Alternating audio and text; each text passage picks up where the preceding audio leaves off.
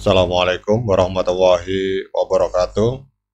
Teman-teman, selamat datang kembali di Warung Kopi Kripto Tarakan Vision FX. Sebelumnya saya ucapkan terima kasih pada teman-teman yang sampai hari ini masih setia menemani nongkrong sambil ngopi di Warung Kopi Kripto Tarakan Vision FX.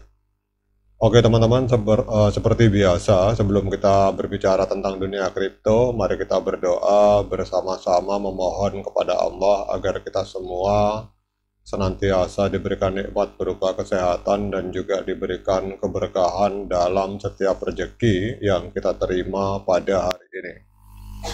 Oke teman-teman, ini banyak sekali pionir yang panik dengan adanya waktu 6 bulan. Jadi kita akan membahas lagi lebih spesifik teman-teman. Jadi supaya mudah-mudahan ini bisa menjadi sumber inspirasi agar kita tidak panik dalam menghadapi persoalan KYC dan juga menghadapi resiko kehilangan koin yang telah kita tambang hampir 3-4 tahun teman-teman. Jadi kita langsung masuk saja supaya teman-teman tidak jenuh, kita langsung masuk ke inti persoalan. Jadi kita berbicara tentang masa tenggang waktu 6 bulan untuk menyelesaikan KYC dan migrasi. Jadi secara khusus, kita akan bicara pelan-pelan teman-teman. Secara khusus untuk menghindari kehilangan sebagian besar Pi yang ditambang, pionir harus memastikan mereka menyelesaikan 2 langkah tindakan berikut dalam batas waktu masing-masing. Yang pertama, menyerahkan aplikasi KYC awal dalam 3 bulan pertama masa tenggang, artinya batas waktunya adalah 30 September 2024. Kemudian yang kedua, menyelesaikan daftar periksa mainnet untuk bermigrasi ke mainnet dalam waktu 6 bulan, artinya batas waktunya adalah 31 Desember 2024. Kemudian setiap orang yang belum bermigrasi ke mainnet akan memiliki penghitung waktu masa tenggang individu.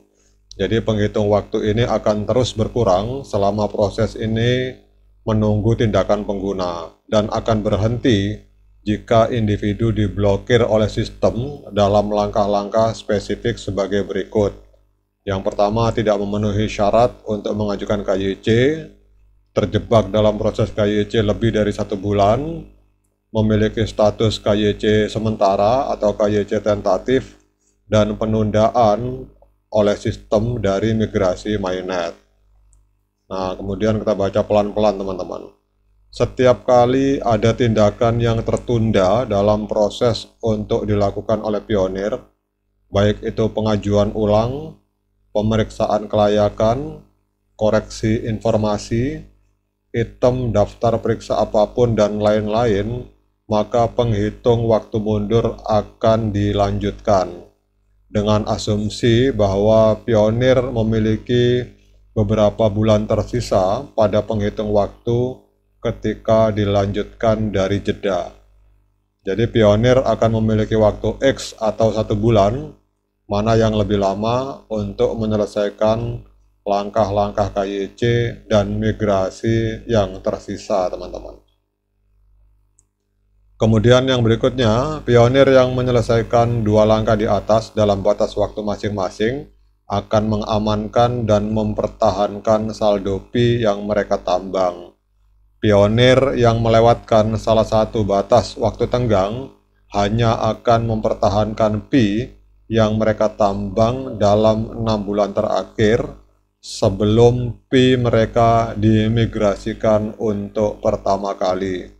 Jadi jendela gulir 6 bulan di mana Pi mereka sebelumnya ditambang dan dapat disimpan itu akan mengacu pada 6 bulan terakhir sebelum migrasi mereka ke mainnet.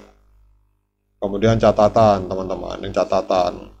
Bagi pionir yang belum pernah mengajukan aplikasi KYC sebelumnya, batas waktu pertama mereka adalah 3 bulan, bukan 6 bulan. Sebelum mereka harus mengajukan aplikasi KYC setelah memenuhi syarat. Tujuannya adalah untuk memberikan waktu yang cukup untuk menyelesaikan langkah-langkah lainnya untuk mendapatkan KYC mereka agar segera diproses dan fee mereka dimigrasikan dalam waktu 6 bulan. Jadi batas waktu 3 bulan awal untuk pionir yang berlaku juga akan terlihat pada penghitung waktu dan fitur antarmuka yang ada di aplikasi. Kemudian ada beberapa hal, mungkin skenario yang akan terjadi, apa yang akan dialami oleh para pionir. Ada beberapa skenario untuk membantu menunjukkan batas waktu dan persyaratan ini berdasarkan keadaan dan kondisi masing-masing pionir. Yang pertama, ini kita baca teman-teman. Masa tenggang untuk pionir yang saat ini memenuhi syarat untuk KYC dimulai pada 1 Juli 2024. Mereka perlu mengirimkan aplikasi KYC mereka sebelum 30 September 2024 dan perlu bermigrasi ke Mainnet sebelum 31 Desember 2024. Kemudian bagi pionir yang tidak memenuhi syarat untuk mengirimkan aplikasi KYC mereka, penghitung waktu mereka dijeda dan akan dilanjutkan setelah mereka memenuhi syarat.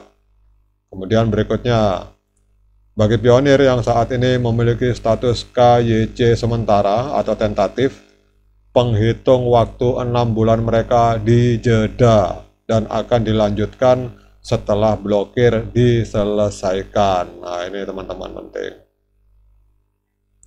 Kemudian berikutnya, ini kita baca terus teman-teman.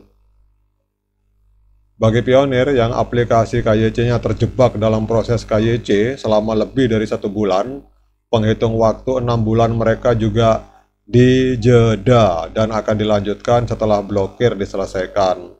Namun, jeda tersebut akan disempurnakan lebih lanjut di masa mendatang. Penghitung waktu hanya akan dijeda karena penundaan karena alasan sistem. Jika ada tindakan pengguna KYC yang tertunda, misalnya pengajuan ulang atau pemeriksaan kelayakan tambahan, penghitung waktu tidak akan dijeda. Jadi pionir harus melakukan tindakan yang diperlukan sesegera mungkin dalam hitung mundur penghitung waktu. Kemudian ini berikutnya kondisi lain teman-teman. Bagi pionir, masa tenggang akan dijeda hingga mereka menyelesaikan 30 sesi penambangan, yaitu periode penambangan minimum, dan memenuhi syarat untuk mengajukan KYC. Kemudian, 2 batas waktu tenggang mengikuti setelahnya. Ini juga berlaku untuk pionir baru yang bergabung setelah akhir tahun 2024. Nah, yang terakhir kondisi teman-teman. Jika pionir mengambil tindakan pengguna yang tertunda dalam proses KYC kurang 1 bulan sebelum batas waktu, penghitung waktu akan secara otomatis diisi ulang hingga 1 bulan untuk memberikan waktu untuk memproses dan menyelesaikan langkah-langkah selanjutnya dalam KYC dan migrasi Mainnet. Kemudian mungkin ada pengecualian atau jeda tambahan pada penghitung waktu di masa mendatang jika penundaan sistem utama baru muncul.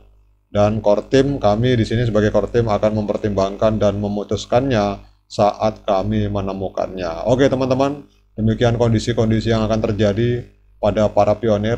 Tetap semangat, tidak usah panik, santai, dan jangan lupa berdoa. Semoga kita semua lolos KYC dan lolos migrasi. Sekian dari saya. Assalamualaikum warahmatullahi wabarakatuh.